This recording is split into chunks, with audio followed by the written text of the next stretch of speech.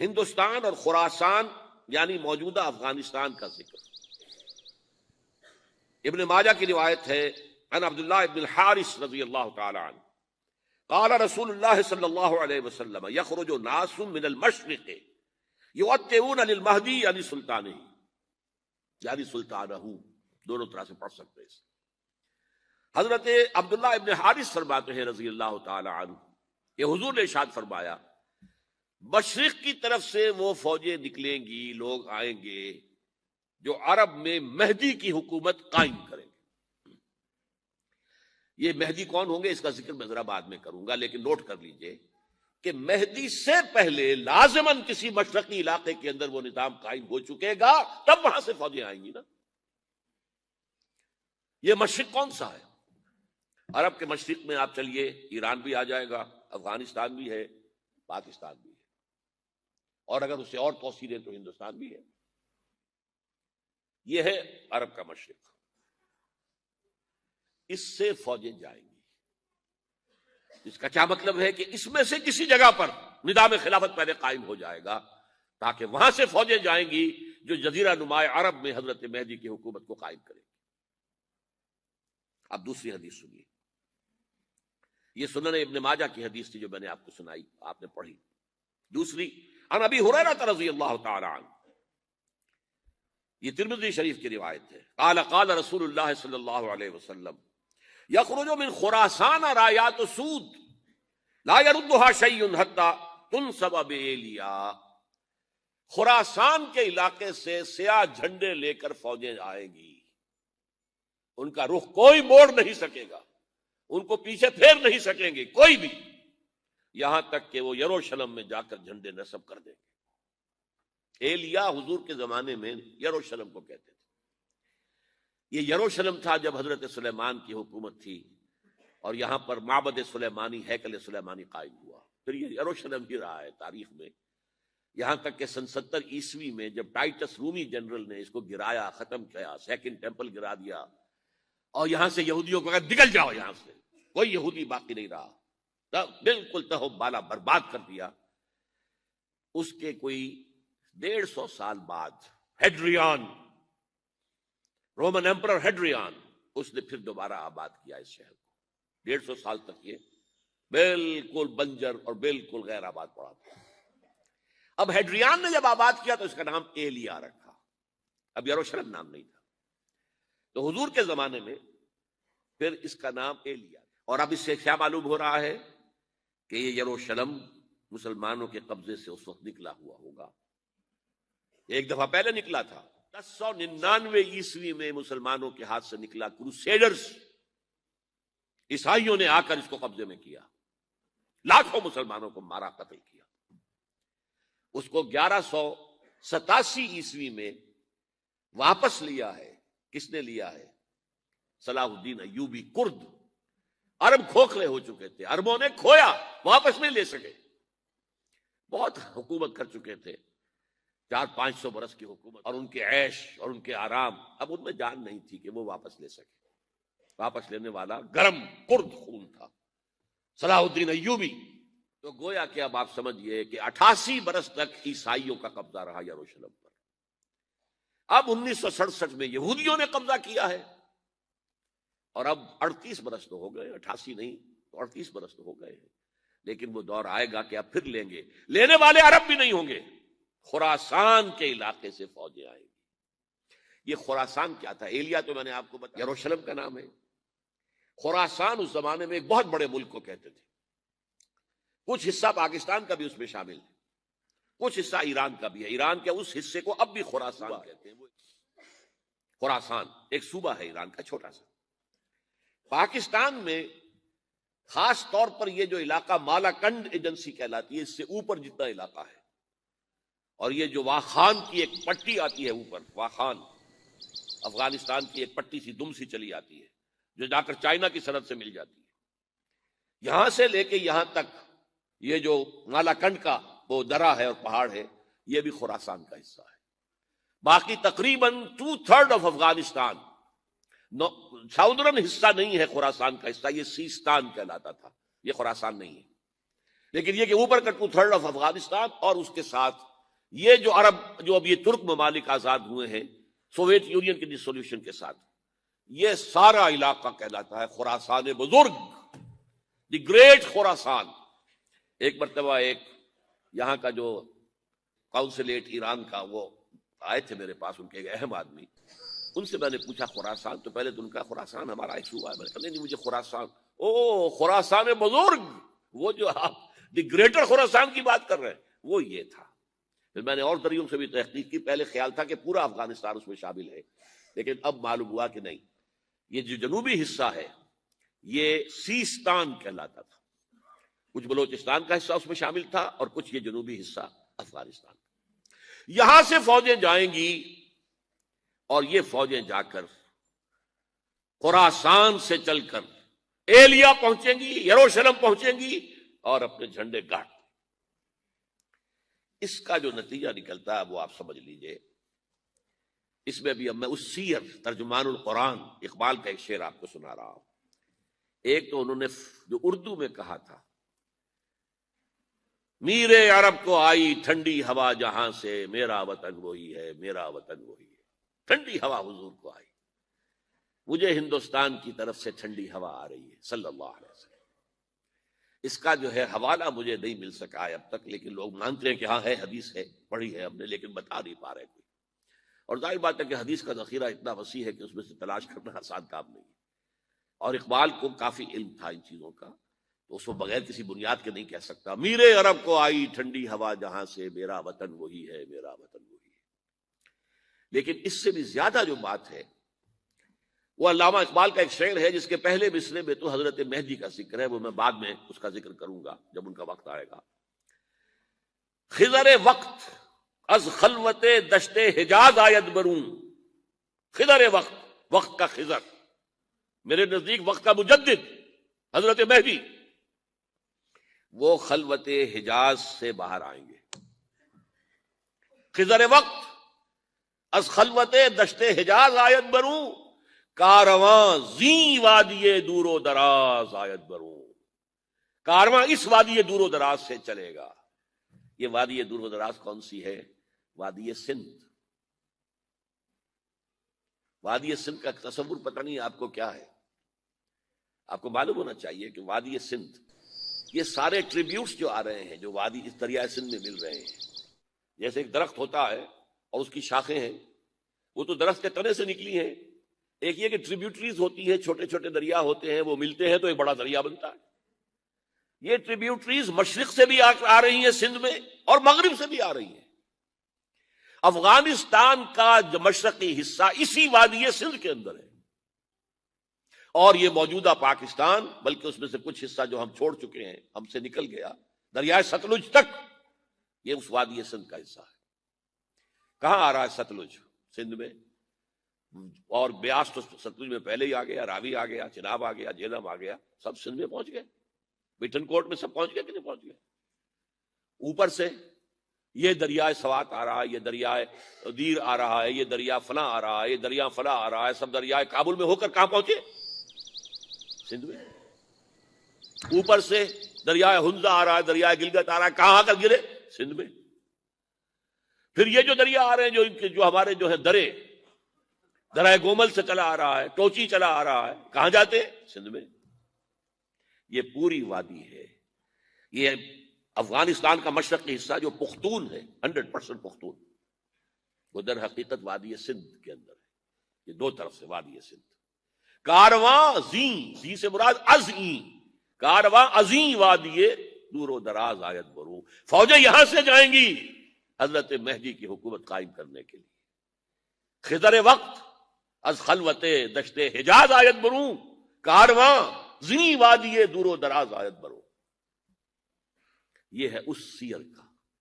حالانکہ یہی شخص ہے جو اپنے خطبات کے اندر نفی بھی کرتا ہے کہ یہ مہدی اور وہ یہ سب تصورات جو ہیں یہ کوئی صحیح نہیں ہے، اور یہ پرانی کوئی روایات چلی آ رہی تھی، ہر مذہب میں تصور ہے، اس طرح کی بات کہی ہے۔ جب عقل سے بات کرتا تھا اس میں ٹھوکریں کھاتا تھا، جب دل سے اس کے یہ سیلاب کے مانند چشمہ ابھرتا تھا دل سے اس کی شاعری کا، اس میں ہوتے تھے وہ حقائق کہ جو ابدی ہے۔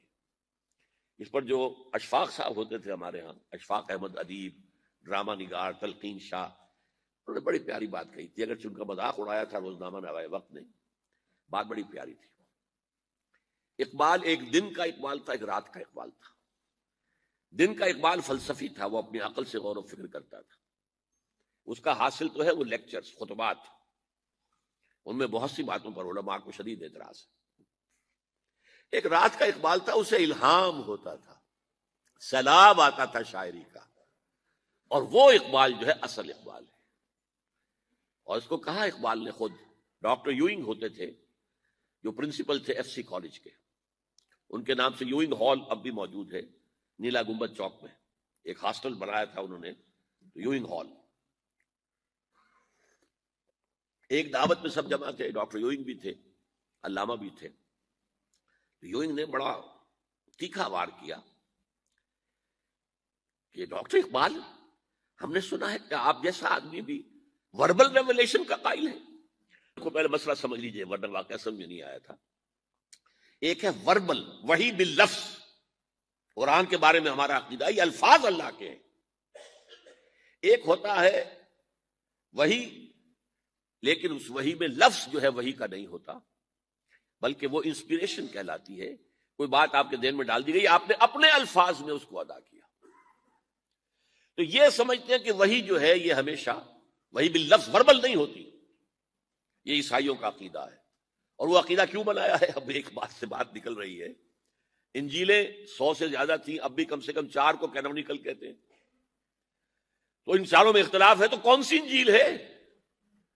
میں جب پڑھتا تھا میڈیکل کالج میں تو میں نے منٹگومری میں ایک بہت بڑا کمیشن ہے، اور تو وہاں پادری صاحب سے مسٹر وائٹ جا کے میں نے کہا کہ which one of these is Bible?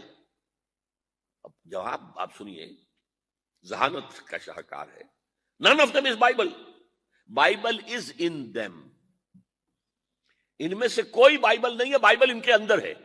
یعنی جو مفہوم عیسیٰ کو وہ خدا سمجھتے ہیں، اور ان کو اپوسلز کہتے ہیں، یہ نبی تھے حضرت عیسیٰ کے، رسول تھے، یہ متی ہوں یا جون ہوں، جو بھی ہیں اپوسلز ہیں۔ تو جو حضرت عیسیٰ نے ان سے کہا وہی کی، انہوں نے اپنے الفاظ میں اس کو ادا کیا ہے، لہذا علیحدہ ہو جائے گا معاملہ، جیسا کہ احادیث کے اندر ہے۔ تو اقبال سے کہا کہ اقبال، ڈاکٹر اقبال، میں نے سنا کہ آپ بھی وربل ریولیشن کے قائل ہیں۔ کہ بالکل، اور مجھے تو ذاتی تجربہ ہے، مجھ پر جو شعر اترتا ہے وہ الفاظ میں ڈھلا ہوا ہوتا ہے، میں تبدیلی کرنا چاہوں تو نہیں کر سکتا۔ چپ ہو گیا یوئنگ، اب آگے کیا بولے گا یوئنگ؟ تو بہرحال اقبال کا یہ شعر جو ہے، رات کے اقبال کا شعر ہے یہ، اس اقبال کا جس کو الہام ہوتا تھا۔ خضر وقت از خلوت دشت حجاز آیت بروں، کارواں زیں وادی دور و دراز آیت بروں۔ اب میں نے اب تک تو یہ ڈسکس کیا ہے قرآن، حدیث، سنت اور ایک ترجمان القرآن کے حوالے سے۔ اب آئیے عالمی حالات کے حوالے سے دیکھیں۔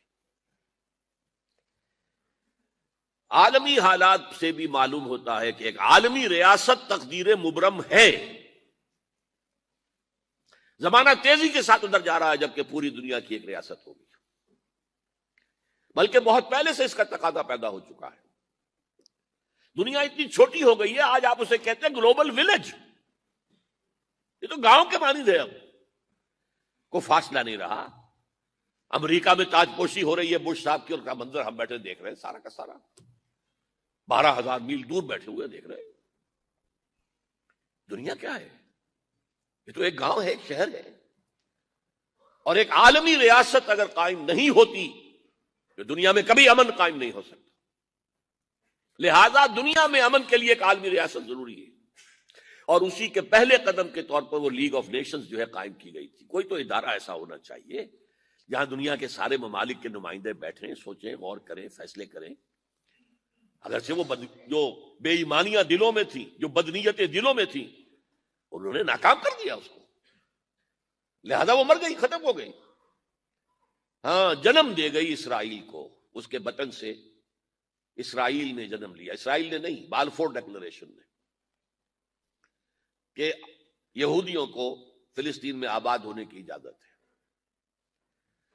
اچھا، جب وہ ختم ہو گئی تو تقاضا موجود تھا، کوئی ادارہ ایسا ہونا چاہیے بھائی بیٹھے سب کے سب وہاں فیصلے کریں، ورنہ تو دو برتن کھڑک جائیں گے تو اس کے بعد وہ عالمی جو ہے ایک کنفرنٹیشن ہو سکتی ہے.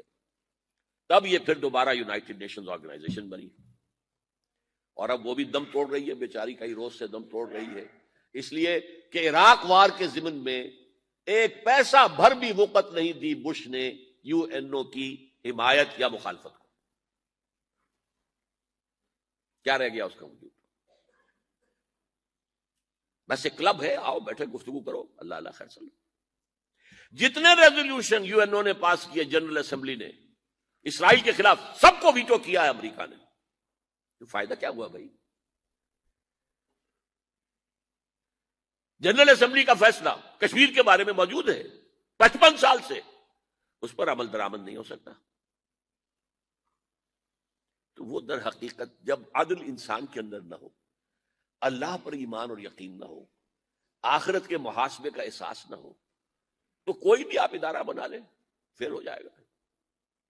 ایک زمانے میں، وہ بھی میرے زمانے طالب علمی کا ہے، جمعیت طلبہ والے جو ہے کراچی سے نکالا کرتے تھے اسٹوڈنٹس وائس، ایک انگریزی ہفت روزہ، اس میں لکھا تھا یو این او کا مطلب ہے یونائٹڈ نیشنز آرگنائزیشن نہیں، انٹائڈ نیشنز آرگنائزیشن، جو بندھی ہوئی نہیں ہے آپس میں. یہ نیشنز جو ہیں ان کا کوئی آپس میں تعلق نہیں ہے، ان کی آرگنائزیشن ہے انٹائڈ، یونائٹڈ کی بجائے.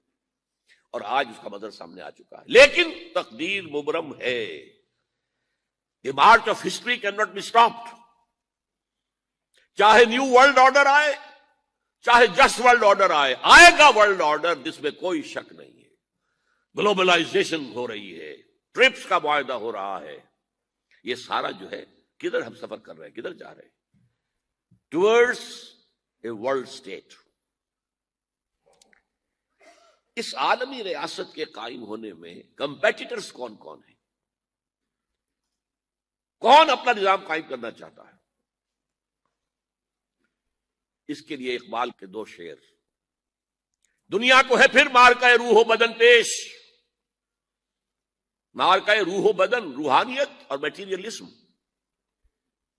دنیا کو ہے پھر مارکہ روح و بدن پیش، تہذیب نے پھر اپنے درندوں کو ابھارا. تہذیب کے درندے، یہ ہے مغربی قوموں کے لیے بہترین لفظ ہے، تہذیب کے درندے. کہتے ہیں سیویلائزیشن سیویلائزیشن سیویلائزیشن، اور جو درندگی وہ کرتے ہیں کوئی بھیڑیے وہ درندگی نہیں کر سکیں گے جو وہ کرتے ہیں. دنیا کو ہے پھر مارکہ روح و بدن پیش، تہذیب نے پھر اپنے درندوں کو ابھارا. اللہ کو پامر دیے مومن پہ بھروسہ، ابلیس کو یورپ کی مشینوں کا سہارا. This grand confrontation is very soon to come, very soon to come, very soon to come. ایک طرف اللہ ہے اور مرد مومن ہے، دوسری طرف ابلیس ہے اور اس کا سب سے بڑا ایجنٹ یہودی ہے، اور یہودیوں کے سپورٹرز عیسائی ہیں. یہ ہے دو طرفہ، یہ دو فریق ہیں. اور وہ میں آپ کو پہلے سنا چکا ہوں نظم. ابلیس نے کہا تھا مجھے نہ جمہوریت کا کوئی خطرہ ہے، نہ کوئی فاشزم سے خطرہ ہے، نہ کوئی اشتراکیت سے خطرہ ہے اگر کوئی خطر مجھ کو تو اس امت سے ہے جس کی خاکستر میں ہے اب تک شرارے آرزو. خال خال اس قوم میں اب تک نظر آتے ہیں، وہ کرتے ہیں اشک سحرگاہی سے جو ظالم وضو. وہی خطرہ ہے جس کا ذکر کیا جب یو ایس ایس آر ختم ہو گئی، جس کے لیے نیٹو بنایا گیا تھا، جس کے لیے سیٹو بنایا گیا تھا، جس کے لیے سینٹو بنایا گیا تھا to contain U S S R. اب جب یو ایس ایس آر ختم ہو گیا، وہ تو سربہ سجود ہو گیا مغرب کے سامنے، ہاتھ پھیلا کر بھیک مانگنے کی پوزیشن میں آ گیا. اس وقت اثر نو نیٹو کو آرگنائز کر رہے ہیں، ایکسٹینڈ کر رہے ہیں. تو کسی نے پوچھا چیف آف دی نیٹو سے کہ یہ اب آپ کو کس بات کا دے؟ ہمیں مسلم فنڈامنٹلزم سے خطرہ ہے. وہ جو ابلیس نے کہا وہی اس نے کہا، ہمیں اندیشہ ہے مسلم فنڈامنٹلزم سے، لہذا ہمیں چوکس رہنا ہے اور مضبوط کرنا ہے اور تکڑے ہونا ہے. یہ ہے در حقیقت ہے اگر کوئی خطر مجھ کو تو اس امت سے ہے جس کی خاکستر میں ہے اب تک شرارے آرزو. اب دیکھیے، ایک طرف میں نے بتایا ایک یہودی ہیں اور ان کے خواب ہیں. خواب کیا ہیں؟ گریٹر اسرائیل قائم کرنا. جس میں تقریباً پورا مڈل ایسٹ آ جائے گا. Thanks for watching. Please subscribe, like, share Mufti Sufyan.